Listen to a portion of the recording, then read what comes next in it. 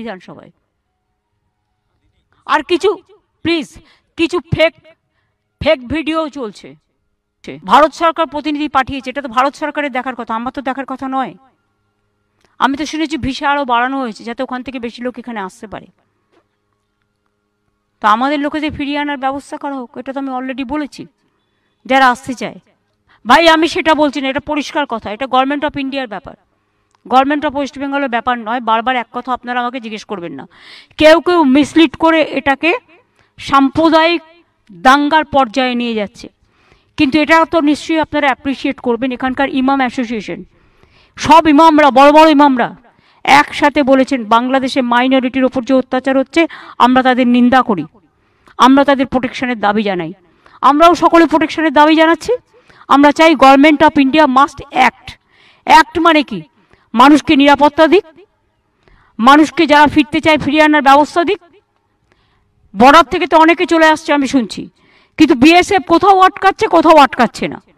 Civil অ্যাভিয়েশনের থ্রুতে যারা আসছেন প্লেন তো চালু আছে, ট্রেন তো চালু আছে, তো তারা আসছে তো লোকজন, ভিসা যাদের আছে, পাসপোর্ট যারা আছে তারা তো আসছেন, বন্ধ তো করা হয়নি। ইন্দো বাংলাদেশ একটা বর্ডারও তো বন্ধ করা হয়নি। বন্ধ করলে তো ইনস্ট্রাকশনটা আমাদের কাছে থাকতো, আমাদের কাছে এ ধরনের কোনো ইনস্ট্রাকশন নেই। কাজেই টোটালটা গভর্নমেন্ট অফ ইন্ডিয়ার ব্যাপার। আমরা শুধু চাই তারা আমাদের মাইনরিটিসদের রক্ষা করুক। মেজরিটিরা যেমন মাইনরিটিসদের রক্ষা করে, সব জায়গায় নিয়ম হচ্ছে মেজরিটিদের দায়িত্ব মাইনরিটিসদের রক্ষা করা। এগুলো করা উচিত নয়, এটা গভর্নমেন্ট অফ ইন্ডিয়ার ব্যাপার। তাদের তো নিজেদের গভর্নমেন্ট আছে, তারা তো নিজেদের গভর্নমেন্টের কাছে জিজ্ঞেস করতে পারে কোনটা করা উচিত আর কোনটা করা উচিত নয়। যাদের বিরোধিতা করা সেটা করতে পারতাম আমরা। বিরোধী দল এখানে দায়বদ্ধতার পরিচয় দিচ্ছে, দায়িত্ব নিয়ে দায়িত্বশীলতার পরিচয় দিচ্ছে।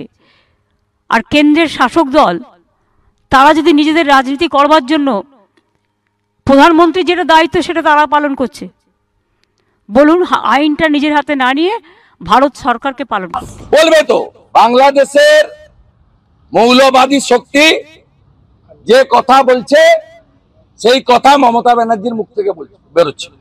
মমতা ব্যানার্জি নিজে মৌলবাদের সমর্থক, তার কল্যাণে 1 কোটি রোহিঙ্গা মুসলমান ভারতবর্ষে ঢুকেছে, তার কল্যাণে কলকাতা ইসলামাবাদ হতে আর বেশিক্ষণ বাকি নেই।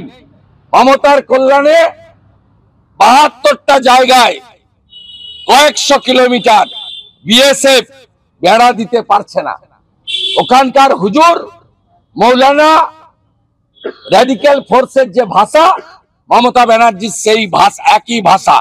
মমতা ব্যানার্জির ক্ষমতা থাকলে একটা ভিডিও ফেক প্রমাণ করে আপনি দেখান। আপনি নিজেই ফেক। আপনি যখন শুরু করেছিলেন ডক্টরেট দিয়ে,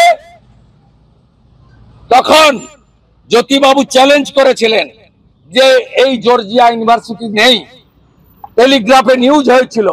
আপনি তারপর থেকে ডক্টরেট লিখেন না। যিনি নিজেই ভুয়া, তার মুখ থেকে এই ধরনের ফেক ভুয়া এসব বেরোবে, এটা স্বাভাবিক। সিএম করার জন্য এক বাচ্চা নাবালিকা, সে এই রাজ্যে পালিয়ে এসেছে। ওপার বাংলায় ইসকন করতেন, তার বাবা মা ইসকন করতো, সেই কারণের জন্য। এর উত্তর রাধারমন দাস দেবে। সিএম বলছেন রাধারমন দাসকে জিজ্ঞেস করুন। শ্রীলা প্রভুপদ শ্রী চৈতন্য দেব তার সংস্কৃতি যারা বদল করার চেষ্টা করছেন, এর উত্তর ওদের দিতে হবে। আমরা মানবিক কারণে আছি। পৃথিবীর হিন্দু এক হও। সরসংঘ চালক বিজয়া দশমীর সভা থেকে নাগপুরে বলেছেন গোটা পৃথিবীর হিন্দুদের, বাংলাদেশের পীড়িত হিন্দুদের পাশে থাকার। কে ইসকন, কে রামকৃষ্ণ মিশন, কে মতুয়া, কে লোকনাথ বাবার ব্রহ্মচারী, কে ঠাকুর অনুকূল চন্দ্র, কে ভারত সেবাশ্রম, আমরা সেগুলো দেখব না। কেউ ত্রিপুরা, কেউ মারমা, কেউ চাকমা দেখব না। জনজাতি এবং সনাতনী তার পাশে এপারের হিন্দুরা আমরা আছি। যতজন আশ্রয় চেয়েছেন আমরা আশ্রয় দিয়েছি।